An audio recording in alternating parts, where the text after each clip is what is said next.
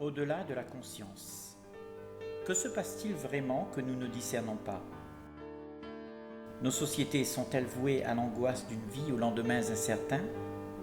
Y a-t-il un complot qui nous garde préoccupés à chercher interminablement des jours meilleurs? Y a-t-il une menace qui contrôle notre précarité pour faire perdurer notre angoisse du manque? Et à qui profite le crime? La réponse est évidente. Il y a une volonté de faire qui accentue son poids pour l'acquisition d'un pouvoir sans précédent sur la grande majorité.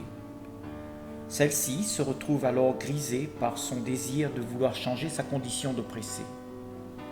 L'histoire nous mène toujours à cette ultime montagne vertigineuse, où la révolte est inévitable et se termine dans des bains de sang. À la fin, personne ne trouve ni refuge ni tranquillité. Et avec l'inquiétude grandissante de l'état de nos gouvernements de plus en plus corrompus et assoiffés de pouvoir, nous nous appliquons à vouloir défaire toute l'absurdité de ce qui a été mis en place, en brandissant des drapeaux sur les places publiques pour manifester notre indignation. Il y a toutes ces aberrations de la machine à laquelle nous avons tous participé à mettre en place et qui font partie intégrante de notre complexité intérieure, celle de toutes les actions et les réactions de notre système émotionnel. C'est toujours le même processus qui fait la plus importante activité de l'homme. Au sein d'un mécontentement se dépense de l'énergie à notre soif de sécurité. Toute cette activité est le facteur d'une demande au changement. Et dans cette insatisfaction qui règne, au sein de la confusion que nous vivons, tous tirent vers soi le pouvoir pour avoir le gain du plaisir afin de pacifier ce manque qui semble toujours être la cause de cette quête pour la sécurité réconfortante. Aujourd'hui, rien n'a changé. Cela a été comme ça de tous les temps, depuis les sociétés tribales, passant de Jules César aux dirigeants de notre époque. Toute l'histoire et son activité changeante apprend l'homme à craindre l'avenir.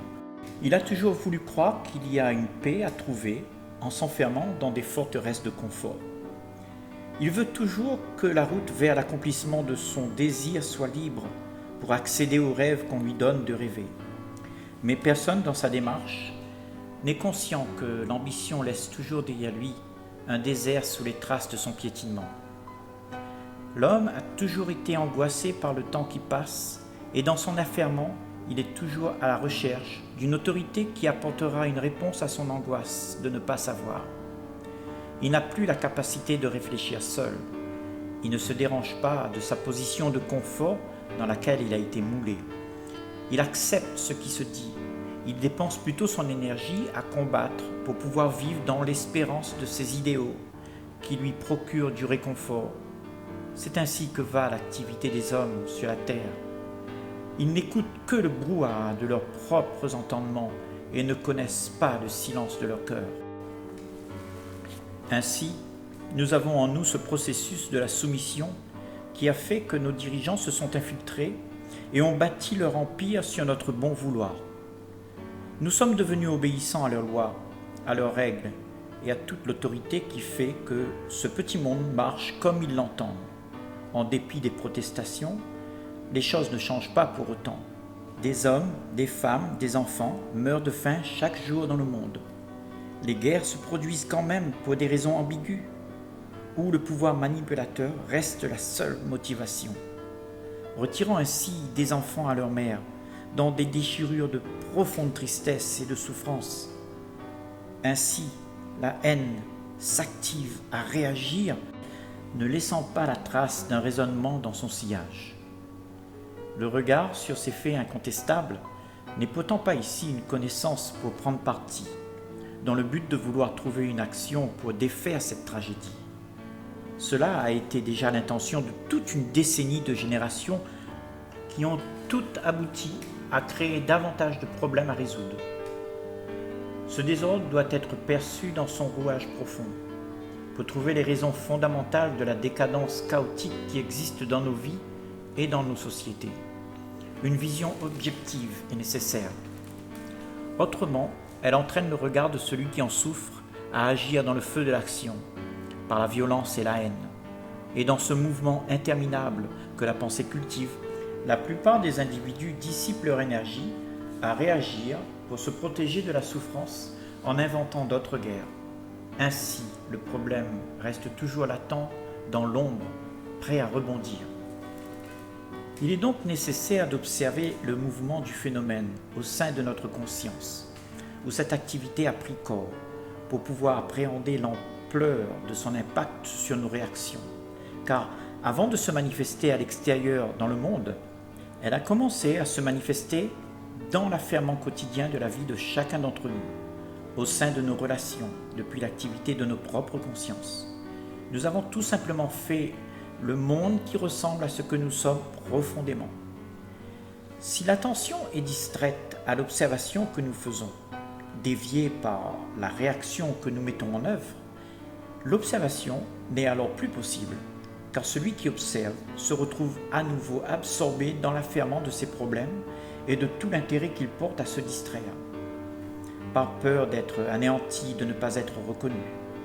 Là, des effets apparaîtront, se propageront nonchalamment à l'insu d'une attention en berne et perpétuera le genre de vie que nous connaissons. Aussi, l'observateur doit être libre d'explorer, sans l'angoisse que la pensée lui impose à réagir dans l'analyse de la comparaison et du contrôle. Nous ne réalisons pas, pour la plupart, le pouvoir de l'illusion. Quand tous nos sens sont assujettis au plaisir, que ce soit dans l'intimité ou au sens plus large, il y a une identification au bien-être que cela procure, et une reconnaissance est attendue dans la relation. Il y a aussi frustration dans l'attente. Toutes sortes d'émotions émergent, qui toutes tendent à protester contre la solitude. Ainsi, la distraction aux faits réels de l'existence crée la chaîne de l'escalade d'une vie de détresse et de confusion qui est à jamais séparée de la beauté qu'il y a dans une observation sans parti pris, sans aucun mouvement de la part de celui qui observe. Nos sens ont accumulé tant de connaissances et sont maintenant obtus dans leur demande, ne sachant plus considérer autre chose, en dehors de ce que la connaissance a prescrit sur les registres de nos conclusions. Le profil de son impact est déroutant. Vu l'ampleur du phénomène qui a divisé la perception de la vie dans son ensemble, pour la réduire à celle de l'individuel, croulant sous le poids de ses conclusions, le bornant à voir la vie que par tout ce qui devrait être et par tout ce qui aurait dû être, n'apercevant plus ce qui est. Ainsi, la plupart, pris dans les limites de leur savoir, s'adonnent à une déconcertante attitude de fatalité où l'accumulation de conclusions se perpétue inexorablement, tel un ruisseau grandissant en fleuve au fur et à mesure des générations. Dans les mouvements de nos sociétés comme dans nos vies intérieures, voir la réalité derrière le regard corrompu par le faux relève du miracle. Cette approche demande une terrible et sincère attention à ce qui se passe vraiment. Comme l'illusion domine la perception de celui qui observe, son regard doit être balayé avant tout de son propre désir de voir. Si le fatalisme est la descente vertigineuse vers l'abîme où tout se désagrège de clarté, alors dans ces lieux, même le raisonnement le plus perçant sera bercé d'illusions. Nous nous sommes toujours donné des issues de secours à la possibilité de l'impossible. L'enseignement qui est propagé est la propagande de toujours mettre des barrières d'interdiction aux frontières de nos connaissances. Ainsi, nous nous disons à nous-mêmes « campons sur la vérité des conclusions et des expériences ». Dans ce cas, nous nous contentons seulement des miettes, nous nous satisfaisons de conclusions hâtives. Il y a dans l'activité des hommes une sorte de fuite soumise à l'angoisse de rencontrer un vide. Il y a cette crainte de se retrouver seul avec ce vide, ce manque que nous constatons à la limite de notre connu, que nous ne voulons pas voir en face à cause de la détresse et de la confusion qu'il crée. Pourtant, tout engagement à le combattre que nous prenons rend cette chose plus menaçante. C'est pour cela que nous nous adonnons à la course interminable à trouver une sécurité qui soit pérenne. Et à cette activité, nous nous y affairons ardemment, d'une manière constante. Nous déballons toutes sortes de théories pour pouvoir être protégés de l'angoisse, ce qui produit un brouhaha de confusion. Et dans cet affairement quotidien, à nous sécuriser dans les poursuites sans fin à l'assouvissement de nos désirs, nous nous y attachons et devenons dépendants du plaisir. Le sens de l'existence est rendu ridicule. Il n'y a pas de répit à l'interférence du brouhaha que la pensée impose. Nous y sommes épris et ainsi développons une insensibilité à la beauté du silence. Nous recherchons toujours dans l'agitation de toutes nos activités la compagnie de nos amis, de nos compagnons, de nos biens, en fait de tout ce que l'on aime. Tout cela pour nous distraire. Nous sommes dépendants de toute l'agitation de nos quotidiens pour un peu de vivacité à nos vies monotones. Il y a cette constante activité pour arriver à résoudre cette insatisfaction d'être dans le doute, dans la solitude, dans le désarroi, d'une situation qui nous échappe, que nous voulons pouvoir contrôler à notre avantage. Nous voulons que quelque chose de magnifique nous arrive. Nous le cherchons à travers plus de connaissances, dans quelques idées exotiques qui pourraient combler le manque et l'ennui qui nous instiguent. Nous voulons remplir nos vies de choses qui nous feront oublier la médiocrité de ce que nous vivons. Et c'est cette angoisse d'être habituellement vide de sens qui anime nos faits et gestes. Même si nous nous entourons de confort et de réconfort, tout cela revient au moment où nous nous y attendons le moins. Ainsi, chercher la lumière n'a aucune valeur en soi. Si les ténèbres dans lesquelles nous sommes ne sont pas rendues visibles par notre propre lumière, faire face à la réalité de cette vie et de tous les mensonges qu'elle comporte est le pas de la libération de nos esprits vers une vie saine. Les idéaux et les croyances sont communes à la vie de nous, les hommes, à vouloir débusquer une réalité autre que ce qui est à être vécu. Ainsi, les quotidiens deviennent un affairement à la course effrénée de choses qui devraient être plutôt que ce qui se passe vraiment. Nous passons notre temps à vivre pour modifier la vie qu'il y a en une vie qui devra exister plus tard, ne nous apercevant pas que la seule vraie vie à vivre est la réalité de maintenant qui ne peut être changée. Les idéaux et les croyances nous projettent dans des futurs romanesques d'un monde meilleur, où l'attente et l'espoir se convergent pour donner de la substance neuronale et encombrent la vision de celui qui côtoie le moment présent. Dans l'ambition que nous aspirons, celle de poursuivre le contraire de l'état que nous n'aimons pas être maintenant, il y a la fuite d'un état vers un autre, ce qui crée toute une activité de la pensée qui s'activera à mener à bien cette mission. Cette activité de l'ambition est l'activité principale de la conscience de chaque être humain, un produit de la conscience de toute l'humanité, qui fait de l'expérience de nos sociétés le reflet du soi convoyé dans la masse.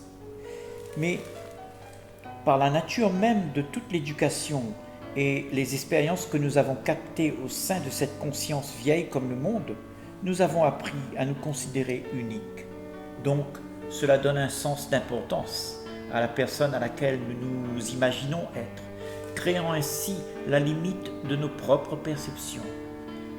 Vient alors la peur d'explorer au-delà de cette compréhension prescrite de l'individualité, faisant de l'individu le facteur de la séparation, divisant les hommes à l'isolement, derrière des barrières de plus en plus hautes d'idéalisme contre toute atteinte d'être soumis à la souffrance. Ainsi, perdu dans son petit univers, l'homme perd la réalité de sa vraie nature, qui est la joie de l'unité, la vraie grandeur. Les barrières sont les illusions que la pensée fabrique. Elles donnent tant de réconfort. Nous ne voulons pas savoir que cette réalité n'a pas de matière ni de fondement factuel. Nous refusons que le confort de cette idée ou de cette croyance soit dévoilé comme non fiable dans la réalité d'une illusion que nous voulons bien lui donner. Nous résistons donc à la perte éventuelle de ce sens de sécurité que nous avons trouvé dans l'idée que nous avons acceptée. Nous la défendons férocement. Il y a une grande difficulté à voir au-delà de la conscience établie, de prendre conscience de ce qui se cache derrière les perceptions dictatrices qui nous ont accommodés. Cette confusion est une entrave à la sérénité de l'esprit et vient du fait que la configuration mentale de notre âme de pensée ne tolère pas le fait que soit retirée la gloire qu'il y a d'avoir récolté de l'importance. Plus il y a accumulation d'importance, c'est-à-dire plus d'image de soi, plus la vie à laquelle nous nous sommes identifiés va donner des émotions à fleur de peau et sera résistante et butée à ne pas considérer l'existence de toute autre conclusion. Il y a là refus catégorique de voir que toute idée et toute croyance soit la propagation de la division, facteur de souffrance. Il provient du pouvoir hypnotique de tout le stockage des connaissances acquises que nous ne voulons pas laisser, parce que cela nous donne l'identité qui nous rassure, car nous n'aimons pas l'idée de n'être rien du tout. Et pourtant, c'est ce que nous sommes. Tant que nous nous identifions à quelque chose, que nous prenons goût à être remarqués, nous ne pourrons pas connaître la beauté de l'amour qui est le tout dans le rien. La mémoire s'avère être un appui à l'importance que se donne l'ego pour exister, car il y a identification à la valeur du penseur, qui n'est pas différent de la pensée qui surgit de sa mémoire. Cette pensée active toutes les émotions, et l'émotion n'est pas un mouvement séparé de celui qui le vit. Nous sommes ainsi la projection de tout le mouvement de notre psychisme, et aller à sa rencontre demande de l'observation pour percevoir toutes les pertinences, les tendances, les résistances, les conflits de dualité que cela implique. La difficulté est de sortir des sentiers battus, piétinés par des milliers de générations. C'est la cause des comportements génétiques, des modes de vie répétés où s'est installée la routine du confort, des comportements stéréotypes. Nous cachons à nous-mêmes tout autre comportement ou perception inacceptable à l'opinion reconnue. À cause de cela, nous restons à la périphérie de tout ce qui est fondamental. Nos activités quotidiennes ne nous y conduisent jamais. L'affairement est dans des rôles qui se jouent dans l'apparence, avec de rares instants de vérité qui est envahi immédiatement par toutes sortes de résistances à aller au-delà des sentiers battus. Le vrai ennemi de notre liberté est ici, dans cette lourde mémoire que nous n'arrivons plus à questionner de son bien fondé. Trop abasourdis par son martèlement répétitif, nous sommes devenus dociles. Nous ne réalisons pas que cela nous mène captifs entre les murs que nous nous érigeons. Dans ces mouvements de répétition autour de l'habitude, la vie devient un mécanisme bien rangé, où l'on s'interdit la nouveauté. Et celui qui défie les conformités sera pris pour un fou. Mais si ce fou-là voit la folie de l'hypocrisie d'un monde respectable, celui-là abandonnera son chantier. Il réalisera l'inutilité de faire des murs qui lui cachent la vue vers des horizons infinis. Tant de générations ont construit ces schémas de perception qui sont maintenant l'identité même de nos entendements. Pourquoi nous acharner à les garder dans les lieux tabous de notre conscience, nous accrocher à leurs idées avec l'interdiction de bousculer l'ordre établi? Pourquoi accepter de rester dans l'ombre qu'elle donne à la liberté de voir plus loin? Une question que chacun devra répondre pour lui-même en s'apercevant de sa propre condition. Toutes les activités de la pensée qui mènera à un paradis éventuel auquel nous nous adonnons ferment les possibilités d'une réalité. Nous portons des masques pour cacher notre vraie nature. Il y a cette crainte d'être vrai, parce que la vraie nature de l'homme n'est pas reconnue par les conformistes. il y a la honte et l'angoisse de ne pas être aussi bien habillés que ceux qui portent des flambeaux de la glorieuse vie de bataille à devenir ce que veulent les normes de conformité. Il y a les regards qui jugent et contrôlent tout. Sur un plateau, peut-on soi-disant bien et donner la marche à suivre. Il y a une extrême hypocrisie, cultivée sur des vertus bidons que crée la peur de ne pas avoir la récompense, la tape dans le dos. Être vrai ici ne paye pas. Personne n'a pourtant obligation à se soumettre à l'autorité de quiconque quand il s'agit de direction psychologique. Dans ce domaine, il n'y a pas de route toute tracée, ni de but à atteindre, comme nous le fait croire tant de courants de pensée. Nous sommes nous-mêmes nos propres lumières. Nous devons voir pour nous-mêmes afin de percevoir l'authenticité de la vérité derrière tout ce qui peut être dit. Mais si aujourd'hui nous sommes pour la plupart dans la confusion, dans l'angoisse et la compétition, c'est à cause de toutes sortes de croyances et de superstitions. Et parce que nous sommes soumis à leurs règles, nous voyons la vie que par cela. Cette manière de vivre nous donne l'assurance et l'espoir qu'arrivera un jour l'illumination. Nous nous forgeons ces idées de méthodes pour atteindre quelques concepts qui nous sourieront, parce que nous sommes misérables dans nos quotidiens, à tourner en rond dans cette quête perpétuelle du lendemain, à fuir les faits d'une réalité crue, non souillée de l'influence de la pensée. Face à la vraie vie de maintenant, nous sommes distraits par tout ce système de pensée que nous soutenons. Bien que nous voulions la paix, les batailles et la confusion sont nos modes de vie que nous aimons pourtant bien entretenir. Mais dans une perception où la réalité n'est pas travestie par la connaissance du passé et sa projection dans l'espoir, il y a une clarté. Mais du fait de l'extraordinaire liberté qui s'y trouve, l'homme dira « Je ne peux faire cela, trop hasardeux ». L'homme a de tout temps voulu connaître un vrai sens à sa vie, et le voilà devant une évidente réalité, et paradoxalement, il la rejette en un seul bloc. Alors, à quoi aspire-t-il vraiment? Veut-il seulement ne pas être dérangé pour vivre sa vie en paix avec tout le confort qu'il a de tout son connu, même s'il est misérable? Il ne veut pas laisser ses idées confortables, ni le privilège qu'il a d'être à la tête du petit monde de confort qu'il s'est construit. Il ne voit pas le danger de son escalade qui crée de la division dans les rangs sociaux, ni le danger de la division que cela crée et amène l'homme dans un désert où la beauté et la vérité n'ont plus d'importance. Il se résigne à affirmer que la liberté, c'est l'inconnu et qu'il faut par conséquent la contrôler puis la mettre en boîte pour l'appréhender.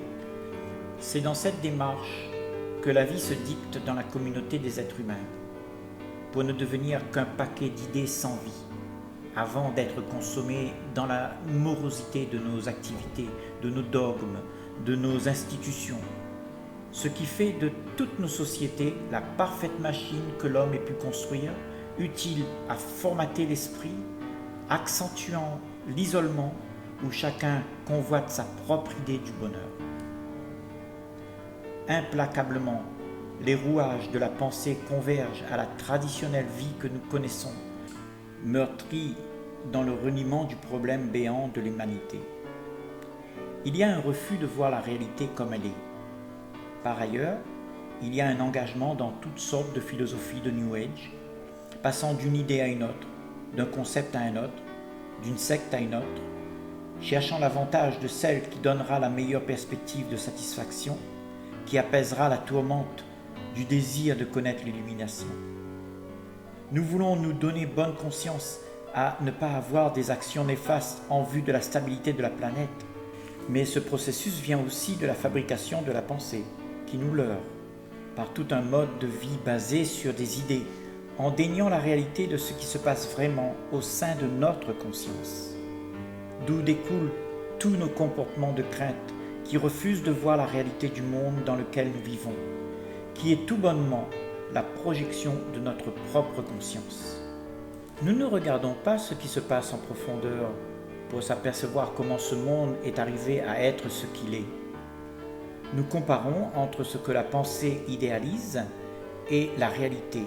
Nous préférons le rêve que nous fabriquons, la réalité nous la rejetons tout simplement et ainsi acceptons l'illusion où se trouve la délectation du plaisir avec lequel nous nous réconfortons. L'habitude qu'a la plupart d'entre nous, c'est de chercher à travers nos désirs et nos tendances une issue où se manifesterait une apothéose à notre existence. Quelque chose de différent qui serait autre que la réalité de la vie que nous menons jour après jour. Mais l'issue n'est alors que l'aboutissement de notre propre rêve de l'idéal, puisque nous ne sortons pas de notre cercle de croyances où les rêves sont fabriqués pour pouvoir faire face à cette réalité, avec l'illusion d'un propre concept de ce que la réalité devrait être. La réalité pourtant ne se trouve pas dans cette démarche frénétique qu'anime le raisonnement d'un centre à assouvir, mais dans son démantèlement, afin qu'apparaisse, frappé d'un rayon de soleil, ce qui existe pour de vrai. Nous sommes constamment absorbés par l'illusion que le centre fabrique. Ce centre est l'illusionniste qui construit un substitut qui n'existe pourtant pas. Nous n'abordons jamais l'exploration de savoir ce qu'est le fonctionnement des pensées qui nous habitent. Elles sont déterminantes car elles sont les réacteurs en chaîne du contenu de la conscience. Il y a une pression énorme dans tout le mouvement de l'activité humaine qui converge à donner le ton sur lequel doivent se jouer les règles de la vie. Il est peut-être difficile d'admettre que tout le mouvement de la pensée est celle que partage aussi autrui. Chacun de nous est pris dans le résidu de toutes les mémoires. Celles-ci influencent toutes nos réactions, même nos résistances qui refusent son influence, se retrouvent aussi conditionnées par les conclusions de nos propres expériences. La pensée a son dessein de planter la croyance que chaque conscience est unique et ne pense que par lui seul. Il y a dans ce qui est dit peut-être une déception de ne pas être ce spécial que l'on a bien voulu accepter d'entendre des spéculateurs fabricants de dogmes, insinuant qu'il y a quelque chose qui restera du moi après la mort. Mais cette entité n'est rien d'autre qu'un assemblage d'images installées par le captage de tout ce que l'homme a introduit sur l'autoroute des courants de pensée, qui est la mémoire dans laquelle puisent tous les individus. Ainsi, il y a une transcendantale découverte de savoir que la pensée a tout fabriqué et qu'il n'y a aucune réalité à cela. Que nous avons alimenté cette perspective de l'idée qui réconforte et l'avons cultivée. Peut-être que nous avons à notre capital humain des décennies d'illusions et d'insatisfaction qui fait que le désir de trouver une issue est rempli de passion. Mais l'illusion de nos espoirs nous mène directement à la rencontre de nos propres envies, c'est-à-dire encore plus loin dans la conviction d'une soi-disant vérité que le mensonge raconte à travers la pensée. Encore là, le cercle vicieux d'un malaise qui reste intact, omnibulé par la sécurité d'être tout ce que la pensée nous dit d'être. C'est un fait de son emprise sur nos réactions. Réactions que si nous nous appliquons à examiner de plus près, nous verrons qu'elles obéissent à la dictature menaçante qui exige que l'on doit bien rester dans les sentiers battus, sans s'en écarter. Nous devons faire preuve d'obéissance à la mémoire ancestrale et génétique, instaurée par des habitudes infrangibles. Ainsi, nos vies sont mécanisées. Nous ne sommes plus que des robots qui allons tous les jours répéter les mêmes choses, que nous n'avons pas besoin de contredire puisque nous sommes dominés par tout le flot des pensées qui ont endoctriné nos cerveaux à accepter. Nous le faisons par habitude, au bon goût de ceux qui veulent en retirer encore plus de plaisir pour leur insatiable demande de pouvoir. Nous sommes tous pris dans cette tourmente, et ce n'est pas glorieux. Nous préférons ne jamais y croire, mais cette réalité est bien là. Elle dérange, mais nous nous y accoutumons par toutes sortes d'excuses. Il y a ceux qui prônent dans l'excuse que le monde va bien, parce que, disent-ils, nous nous y attelons à le rendre meilleur. Mais n'est-ce pas là aussi une illusion que la pensée protège dans des idéologies qu'elle met en place? Elle nous donne encore l'espoir, ce réconfort que demain ira mieux. Un cycle sans aucune fin au cauchemar de ne jamais pouvoir atteindre le répit. Seulement vers plus de problèmes à résoudre. Ainsi va le monde depuis des lustres. Quand il y a résistance à lâcher les choses et les idées qui nous donnent un sens d'espoir et de sécurité, et qui sont les images auxquelles on s'est identifié, il y a une dualité qui se manifeste en soi entre l'être et le paraître, et apporte de la division, le conflit parmi les hommes et les femmes. Car la peur de souffrir produit des actions bien mesquines, liées à un centre d'intérêt égocentrique qui ne connaît pas la pitié. La souffrance est la conséquence du déchirement de l'image que l'on s'est créée comme réalité. Une identité bien choyée de ce que l'on est, l'édifice qui a maintenant toute une importance d'après les codes des conformistes. Aussi, voir les rouages de nos actions et de nos réactions, les tendances que prennent nos comportements, les observer sans vouloir les changer, nous ferons voir l'immense désordre qui habite nos consciences, et c'est seulement là que nous accepterons de lâcher la perception qui est à l'effigie d'un public conquis. Une observation de la conscience sans réaction produit le changement. La non-action produit la paix au sein de l'existence. Et là, s'installe dans cette non-action de la pensée un genre d'esprit qui a son propre pouvoir d'action. Nous verrons tout simplement le chemin et la lumière qui s'est déployée là, qui est celle d'une perception authentique, d'une vie sans pensée désordonnée de l'homme. Il y aura la paix intérieure que s'il n'y a pas la réaction de la pensée devant toutes les actions des hommes.